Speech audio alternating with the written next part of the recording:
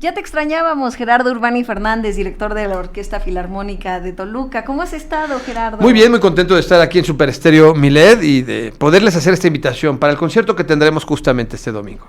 Perfecto, pues cuéntanos, antes de que se vayan de vacaciones, que ya lo merecen porque te tenemos aquí todo el tiempo y nosotros encantados, pero ya la orquesta merece un descanso. Claro, por supuesto, nos quedan 3 conciertos maravillosos, este domingo 9 de julio a la 1 de la tarde en el Teatro Morelos, en este ciclo de las sinfonías más famosas y más hermosas del mundo, luego las estaciones de Antonio Vivaldi en la Catedral de Toluca el 13 de julio y el último concierto antes de salir de vacaciones será el domingo 23 de julio. 3 conciertos maravillosos y aquí estaremos platicando y hoy justamente a nombre del Ayuntamiento de Toluca que encabeza el doctor Raimundo Martínez Carvajal, venimos a hacerles una invitación para que nos acompañen a la 1 de la tarde en el Teatro Morelos.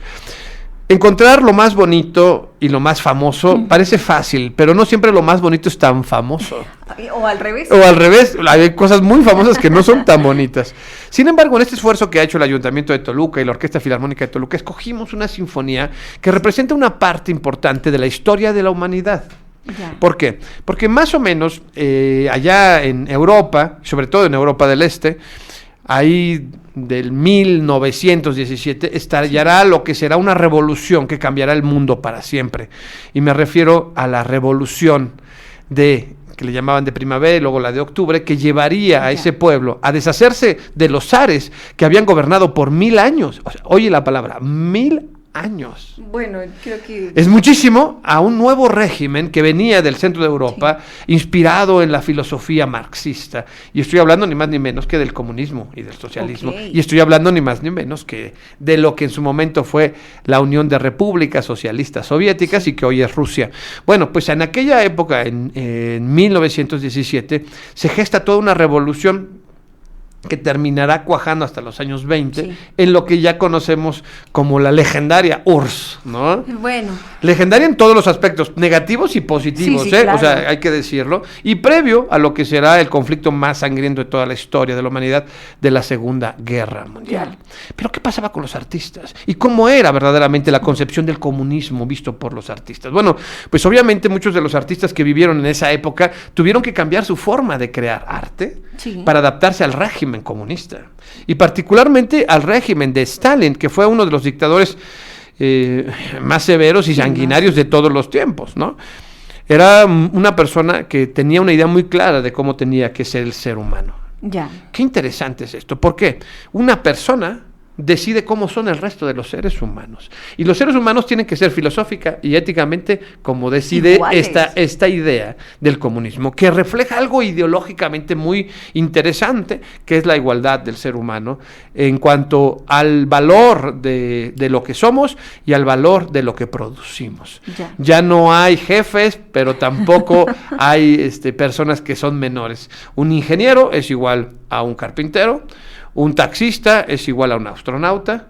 Y eso ideológicamente uno dice, bueno, oye, qué interesante, en la teoría suena muy bien. Parecería. Pero ¿qué pasaba con los artistas? Bueno, pues este domingo, en punto de la 1 de la tarde, queremos contarles esa parte de la historia de la humanidad que fue trascendental. Se expandió de una manera colosal, opuso, hay que también decirlo, una fuerte resistencia al nazismo, invadió otros países. Y creo oprimió. Que lo que más conocemos todos, porque a lo mejor quienes nos escuchan, pues ya olvidaron las clases de historia universal, pero creo que lo que todos tenemos en mente es el accidente nuclear de Chernobyl. Hacia el final, ¿no? De lo que era ya el comunismo. Pues, que básicamente marca la decadencia de este sistema ideológico y que nos pone a pensar qué estás dispuesto a hacer para mantenerlo.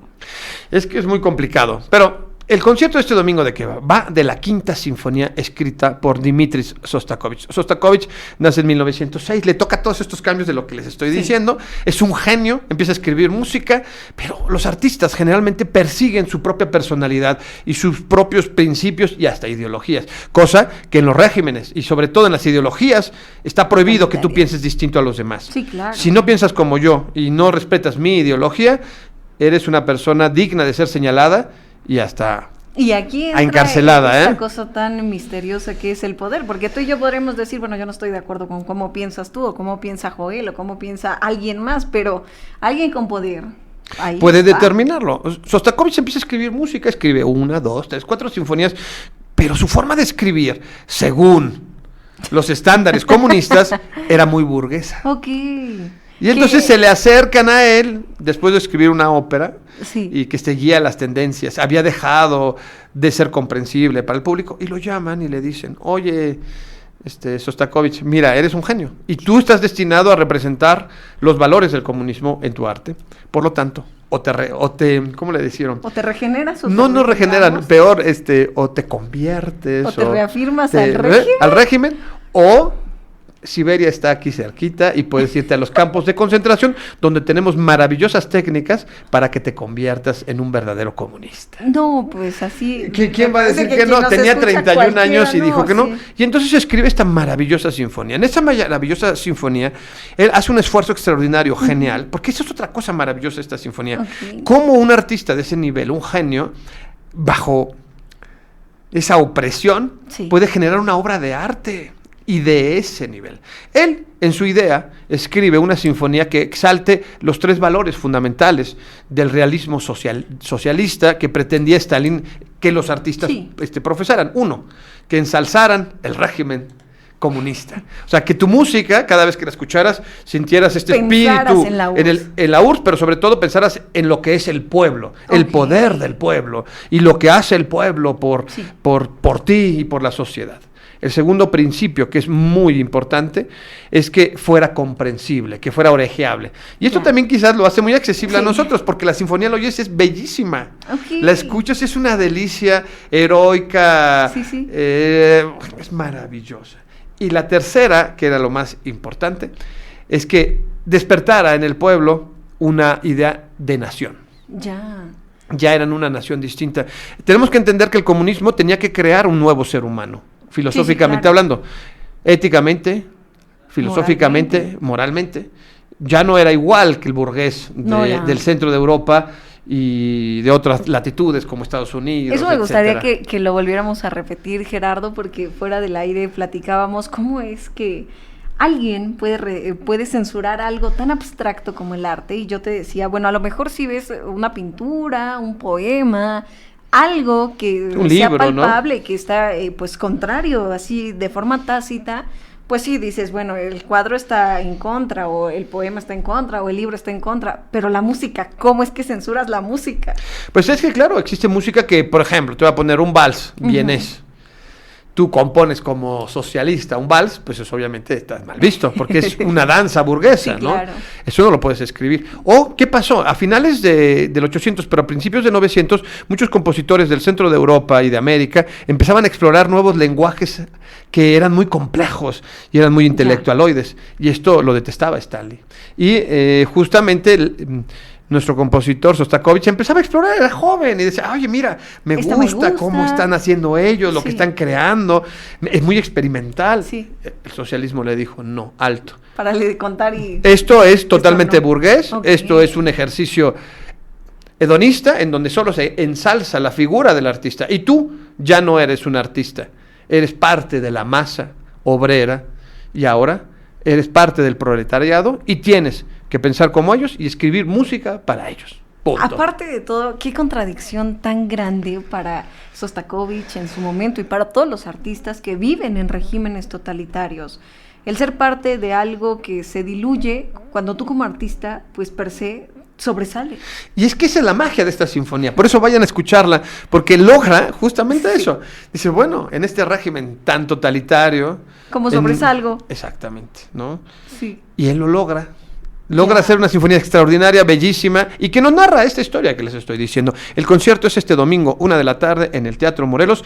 Melissa, la entrada es completamente libre, gratuita, no son necesarios boletos, no son necesarios listas, basta solo con llegar este domingo a la 1:00 p.m. al Teatro Morelos. Vayan con su familia, porque este tipo de conciertos son así platicaditos. Ahí yo les cuento la historia, les hago ejemplos musicales, ahí entenderán por qué sí podían censurar. Vas a ver que yo les voy a decir, ve, escuchen estas melodías. Estas melodías son militares de los bolcheviques. La gente los conocía, entonces escuchaba esta música y decía, claro, es una marcha triunfal de los los bolcheviques. Por Ok. supuesto que esto sí. Y en cambio, a veces tú puedes poner la marsellesa de los franceses y dices, No, no, eso es muy bueno. burgués, ¿no? Sí, claro. ¿Cómo vas a poner algo parecido? Y entonces, explicando todos estos contextos, la sinfonía se transforma en algo extraordinario y logras ver como un joven artista como Sostakovich, en aquella época tenía 31 años, logra hacer una obra extraordinariamente hermosa, una obra artística trascendente, más allá del régimen. Ok, que aparte... Eso ¿sabes es qué, interesantísimo, Gerardo? Eso, Que- ya el régimen cayó, sí. y ahí están las obras de Ok. artes de Sostakovich. Yo quisiera decir algo bien interesante que hace unos días, a propósito de la manifestación que hacían los maestros en diferentes puntos del Estado de México, y varios de nuestros radioescuchas, bueno, pues el hincapié que hacían es que podrían manifestarse de otra manera, que podrían exigir sus derechos de otra manera.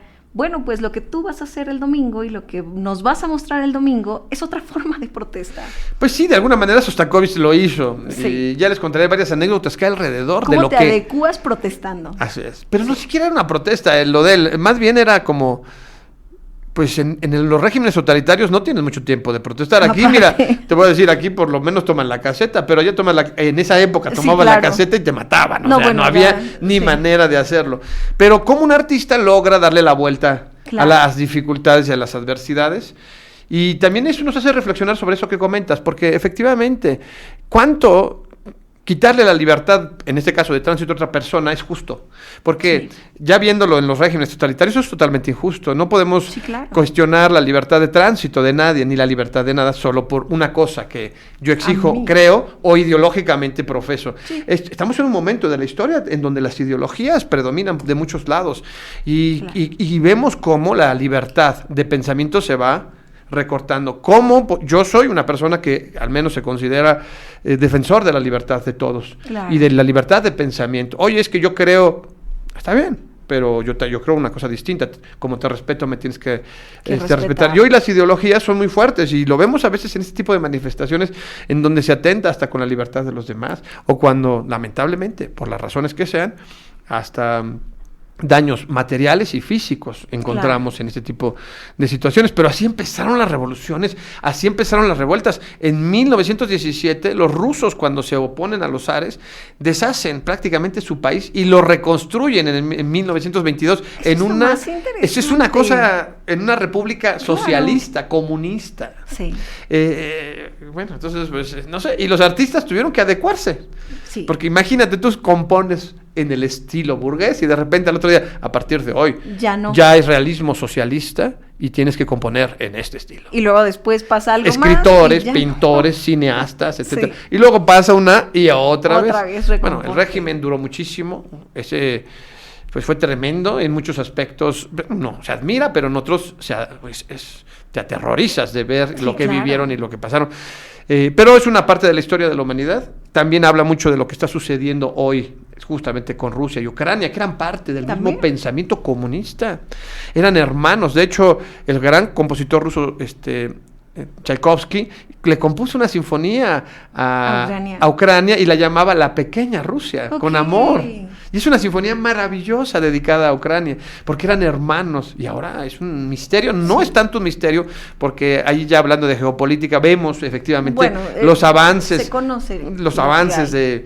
de Occidente, como Sí. se dice, hacia esa parte del mundo, ¿no? Pero bueno, no nos toca a nosotros Sí, eso. hablar eso mucho me de queda esto, claro pero que- vayan el domingo, porque este domingo es muy interesante el concierto. Ok, Gerardo, pues te esperamos aquí la próxima semana después para que nos platiques cómo te fue. De otra cosa, sí, de Y cómo de se ve, otra y de cosa. las estaciones de Vivaldi. Esa creo que me gustaría que nuestros radioescuchas se quedaran con la tarea de comentarnos cuál es su sinfonía favorita, porque no lo hablaremos ahora, Gerardo, pero ya tenemos sobre la mesa un tema que platicar.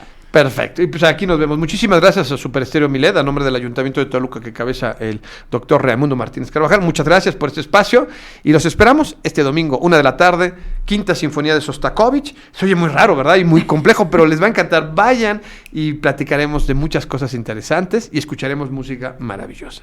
Gerardo Urbani Fernández, director de la Orquesta Filarmónica de Toluca, siempre es un gusto tenerte aquí. Gracias, Gerardo. Muchísimas gracias, Elisa, y por aquí nos vemos la próxima semana. Gracias.